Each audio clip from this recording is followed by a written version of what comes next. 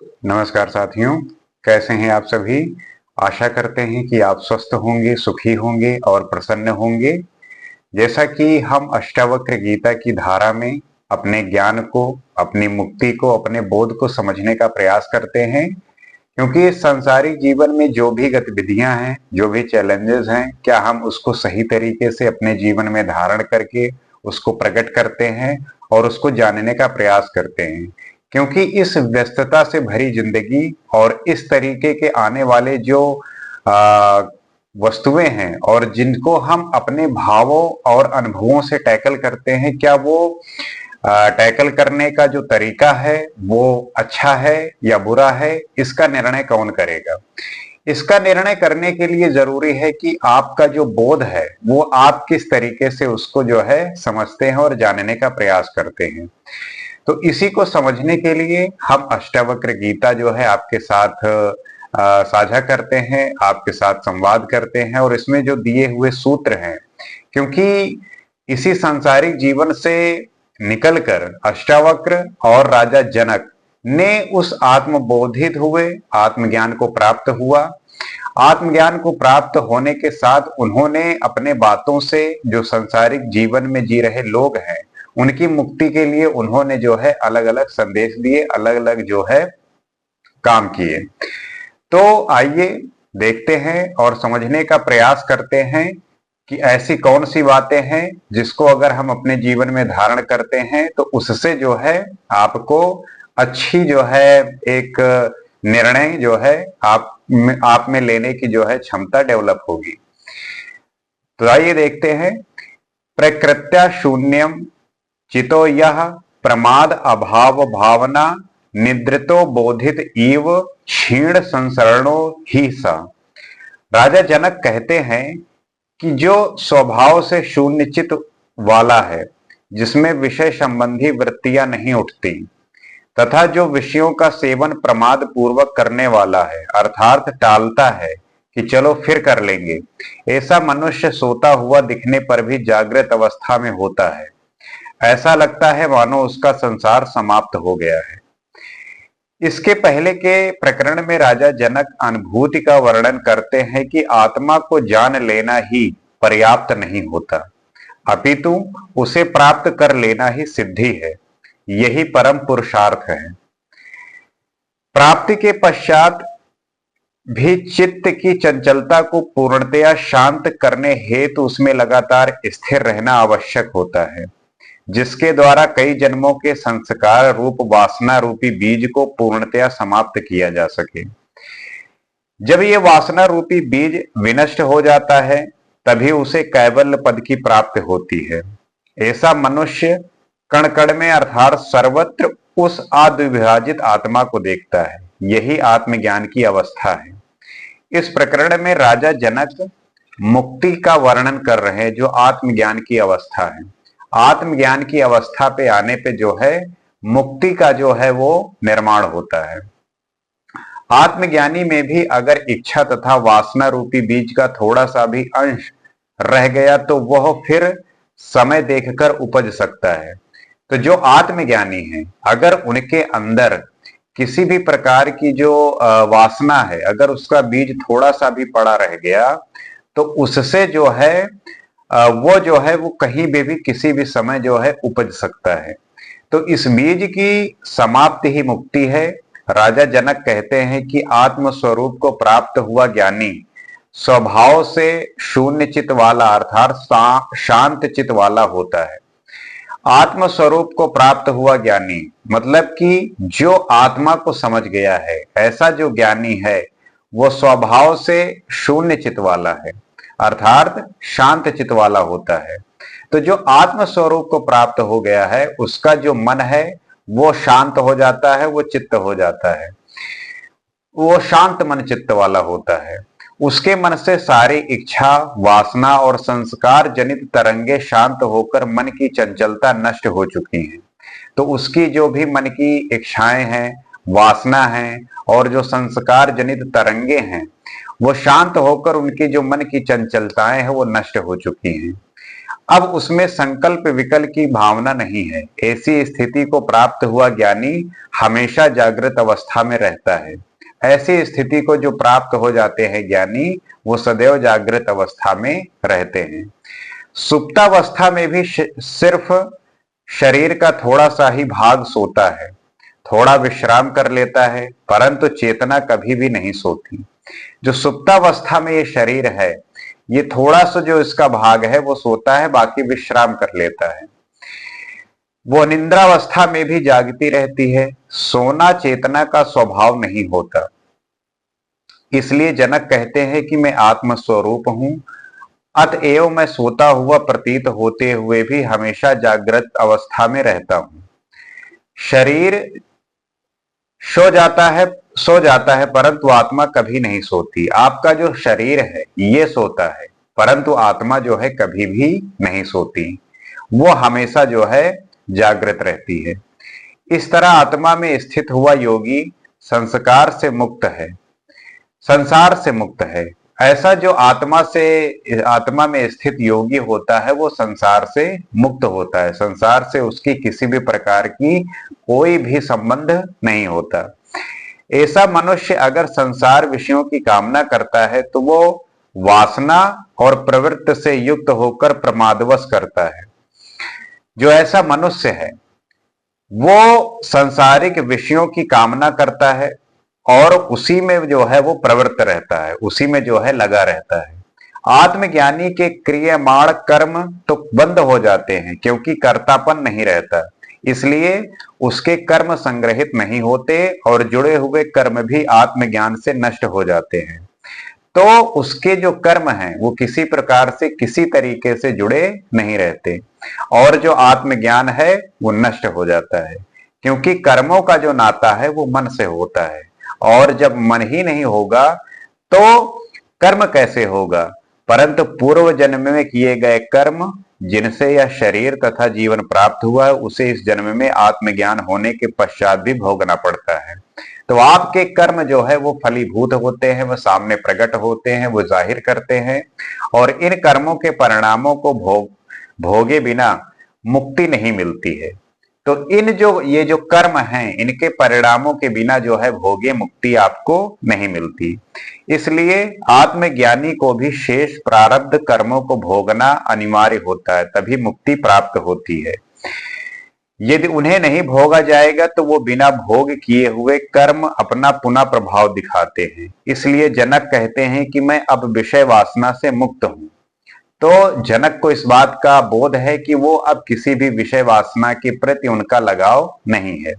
अब इनकी कामना न करके स्वभाव के कारण प्रारब्ध होकर करता हूं। इस जन्म में जो भोग मुझे मजबूरी के कारण भोगने हैं, विधाता के नियम के अनुसार भोगने हैं, इसलिए उनकी ही कामना करता हूं, किंतु मैं अहंकार तथा भक्ति भाव से मुक्त हूं। मेरा किसी भी प्रकार से न कोई अहंकार है ना ही कोई भक्ति भाव है। कहां धन, कहां शुभ चिंतक और कहां विषय रूपी लुटेरे, कहां शास्त्र और कहां विज्ञान। तात्पर्य क्या है कि क्वा धनानि क्वा मित्राणि क्वा में विषय दस्यवः क्वा शास्त्रम क्वा च विज्ञानम यदा में गलिता स्पृहा। तात्पर्य क्या है कि कहां धन, कहां शुभ चिंतक और कहां विषय रूपी लुटेरे, कहां शास्त्र और कहां विज्ञान। जब मेरी स्पृहा इच्छा गलकर नष्ट हो गई है, अर्थात ये सब बखेड़ा तब तक होता है जब तक इच्छा है, जब तक वासना है। तो जब तक आपकी किसी के प्रति इच्छा है, जब तक वासना है, तभी तक ये जो है बखेड़ा खड़ा रहता है। आइए इसको डिटेल में समझने का प्रयास करते हैं कि जिस मनुष्य के पास आत्मज्ञान के सुख का अभाव होता है वही मनुष्य शारीरिक तथा मानसिक सुख की प्राप्ति के लिए सांसारिक विषयों की ओर प्रवृत्त होता है। तो जो मनुष्य आत्मज्ञान के सुख का अभाव होता है, जिस व्यक्ति के अंदर उसका अभाव होता है, वही संसार के विषयों के प्रति जो है आकर्षित होता है और उससे जो है उस सुख प्राप्त करने का प्रयास करता है। उसे ये भ्रांति होती है कि ये विषय ही उसे सुख प्रदान कर सकते हैं। उसे इस बात का हमेशा जो है ये भ्रांति रहती है कि उसे जो ये विषय हैं यही जो है सुख प्रदान कर सकेंगे, परंतु ये विषय और उनसे प्राप्त सुख क्षण भंगुर होते हैं। लेकिन उनसे जो ये आपको सुख मिलता है, आपको लगता है कि आपको सुख मिल रहा है, परंतु ये क्षण भंगुर होते हैं, ये नष्ट हो जाते हैं। ज्ञानी शाश्वत सुख को प्राप्त कर लेता है, इसलिए वो इन क्षण भंगुर विषयों की ओर प्रवृत्त नहीं होता।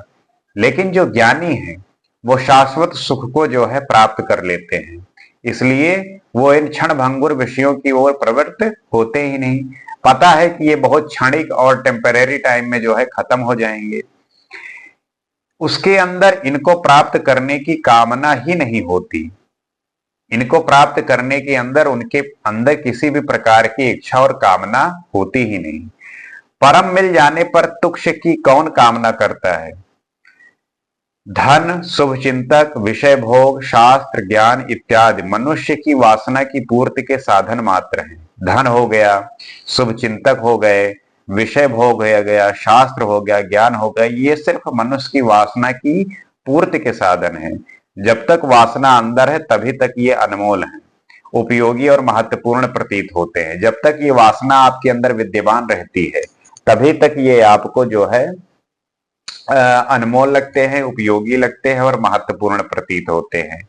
इनसे रस प्रतीत होता है। ये जीवन और संसार वासना की दौड़ मात्र है। ये जीवन पूरा जो है वासना की दौड़ में लगा हुआ है। मनुष्य दौड़ता ही जाता है परंतु प्राप्त से अतृप्त ही रहता है। मनुष्य दौड़ता रहता है, हमेशा दौड़ता रहता है, परंतु वो जो है अतृप्त रहता है। असंतुष्टि के साथ ही वो इस संसार से चला जाता है, वो संतुष्ट होता ही नहीं, क्योंकि इस संसार में इतने विषय वस्तु हैं कि उसकी पूर्ति में वो लगा रहता है। एक खत्म हुआ तो एक जो है आ गया, फिर एक खत्म हुआ तो एक आ गया, तो ये प्रक्रिया जो है सदैव चलती रहती है। फिर नया जन्म आरंभ हो जाता है। ये वासना रूपी प्यास जन्म जन्मांतर तक भी शांत नहीं होती, फिर एक नया जन्म आरंभ हो जाता है। और ये जो वासना रूपी प्यास है जन्म जन्मांतर तक जो है चलती रहती है, शांत नहीं होती। इसलिए संसार को मृग मरीचिक कहा गया है। इसलिए ये संसार जो है भ्रमित करता है, ये परेशान कर देता है। यही झूठी दौड़ है जिसमें प्राप्त हो जाने पर भी मनुष्य को खालीपन का एहसास हो जाता है। ये ऐसी दौड़ है कि जिसमें मनुष्य जो है भागता रहता है और खालीपन का हमेशा एहसास करता रहता है। ये वासना संसार की ही नहीं धर्म की भी होती है, किंतु इच्छा न रहने पर ही मनुष्य सुनिश्चित रहता है। यही अवस्था आत्मज्ञान की होती है, यही परमात्मा का वास है। यही जो अवस्था है वो आत्मज्ञान की होती है, वो जो है परमात्मा का वो है वास है। जनक कहते हैं कि जब मेरी वासना ही समाप्त हो गई तो मेरा मन भी शून्य हो गया। जनक यही कह रहे हैं कि जब उनकी वासना समाप्त हो गई, खत्म हो गई, तो जो उनका मन है वो भी शून्य हो गया। अब वासना रूपी तरंगे नहीं उठती, मन उद्वेलित नहीं होता। तो जो वासना रूपी तरंगे हैं वो जो है नहीं उठती और ना ही जो है उद्वेलित होती हैं। अतएव अब मेरे निमित्त धन, संपत्ति, मित्र, शत्रु, विषय आदि का कोई महत्व नहीं रह गया है। तो इसके बाद जो है आपको किसी भी प्रकार का धन, संपत्ति, मित्र, शत्रु, किसी के प्रति आपका कोई भी महत्व नहीं रह गया। ये सब आत्म तृप्त हेतु नहीं है, बल्कि केवल मन, शरीर तथा अहंकार की तृप्ति के लिए थे, जिनके कारण ही मैं अब आत्मा के सुख से वंचित रहा।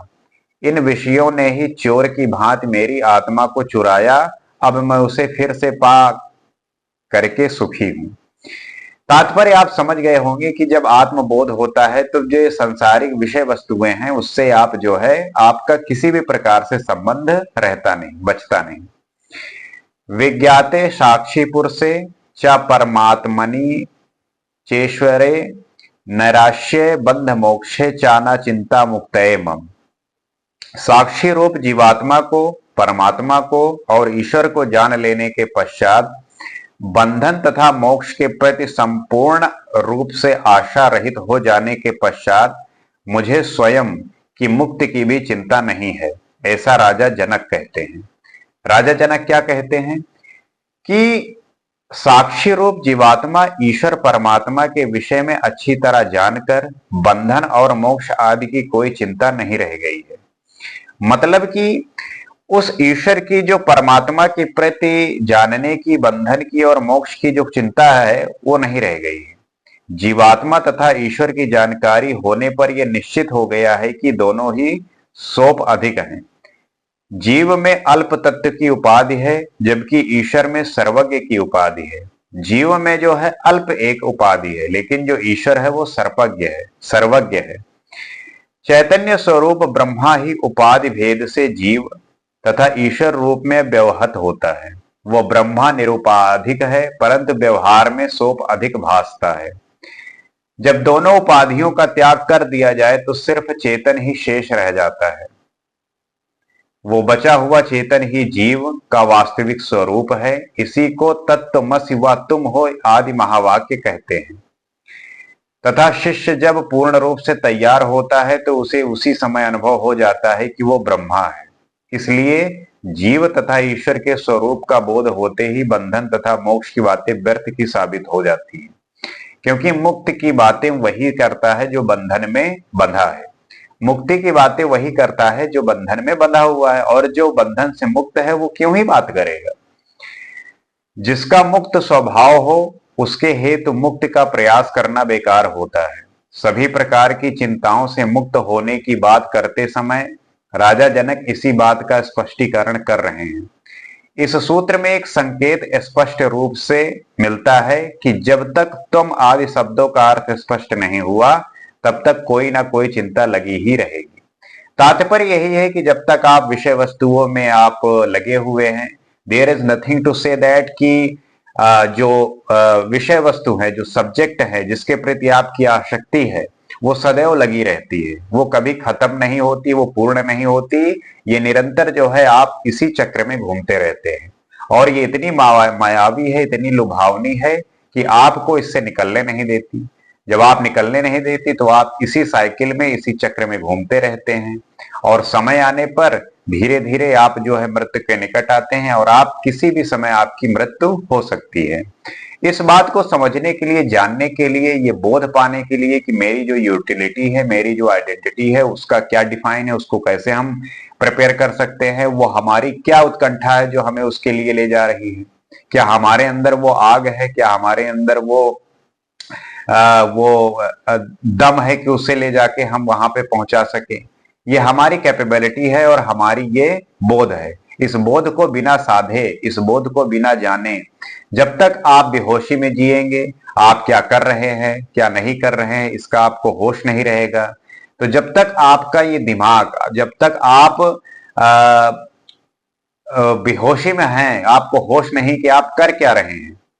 व्यक्ति के सामने ही सब कुछ होता है, परंतु वो ना देखते हुए, ना समझते हुए हमेशा जो है आलस में और हमेशा प्रमाद में, हमेशा कुछ ना करने की जो प्रवृत्ति होती है वो उसे एक दिन समाप्त कर देती है, उसको जो है बर्बाद कर देती है। सब कुछ उसके सामने है, लेकिन बेहोशी में ऐसे वो चित्त पड़ा हुआ है जैसे कि उसे लगता है कि ऐसा अचानक कुछ जो है प्रकट होगा और मेरा जीवन जो है परिवर्तित हो जाएगा। परंतु ऐसा कुछ है नहीं। ये एक तप का जो है परिणाम होता है। जो व्यक्ति इससे गुजरता है, जो तपता है, जो समझता है, जो जानने का प्रयास करता है, उसी के जीवन में वो आनंद आता है, उसी के जीवन में वो सुख मिलता है। इसी आशा को हम समझते हुए, इसी को हम जानते हुए, इस बात का हमें बोध ही नहीं होता और हमेशा बेहोशी के हालत में, हमेशा उन छोटी चीजों के पीछे, उन बेकार की चीजों के पीछे भागते रहते हैं, जो कि उसका कोई निश्चित फल मिलने वाला नहीं है। इसी आशा के साथ मैं आपसे उम्मीद करता हूं कि आप बात समझ रहे होंगे। आपके आसपास ही, आपके सामने ही ये सब प्रक्रिया और ये सब नाटक चलता रहता है, जिसको अगर आप महसूस करते हैं, आप समझ सकते हैं, आप जान सकते हैं, तब शायद मैं आपसे ये एक्सपेक्ट कर सकता हूं कि आप अपने जीवन में जो आपकी सत्यता है, आपकी जो उसके प्रति जागृति है, उसको आप अपने जीवन में धारण करके उसको जो है प्रकट कर सकेंगे। ये जो भी आपके साथ होने वाला है, ये आपके सिर्फ बोध का परिणाम होगा। अगर आप चीजें समझ गए तो समझ गए, नहीं बेहोशी में जीते रहे, उसका फिर आपका क्या ही होने वाला है। So this is the way you can find that कि what is happening, what's going on and what the things are right now. आप अभी जो कर रहे हैं वो आपके लिए कितना सही है, क्या आप उसके लिए उस तरीके से डेडिकेटेड हैं, क्या उस चीजों के लिए आप उतने तैयार हैं? अगर नहीं है तो आप जो है इसी बेहोशी में, इसी जो है अज्ञान में जीते रहिए और एक दिन जो है आपको मृत्यु ले जाएगी और आप जो है इसी चक्र में, इसी साइकिल में अपने आप को हमेशा एक वो कहते नहीं कि अपने आप को ब्लेम करते रहना और एक्सक्यूज देते रहना, तो वही आपको जो है एक दिन उस तरीके से सामने प्रकट होगा और आप जो है सिर्फ हाथ मींचते रह जाएंगे। इसी आशा के साथ आपसे मैं ये उम्मीद करता हूं कि ये बातें समझ रहे होंगे और जो लोग इससे अनभिज्ञ हैं, जो इससे अज्ञानी हैं, जो इससे अपरिचित हैं, उन्हें भी आप समझा रहे होंगे, क्योंकि हमारा और आपका जो ये वार्ता है, इसका यही मतलब है कि जो इस बात को नहीं समझ पा रहे हैं वो समझें और जानने का प्रयास करें कि चूक कहां हो रही है, गलती कहां हो रही है। जिस दिन इस बात को आप समझ जाएंगे, आपके जीवन में परिवर्तन होना प्रारंभ हो जाएगा। इसी आशा के साथ अगले एपिसोड में आपसे फिर मुलाकात होगी। नमस्कार।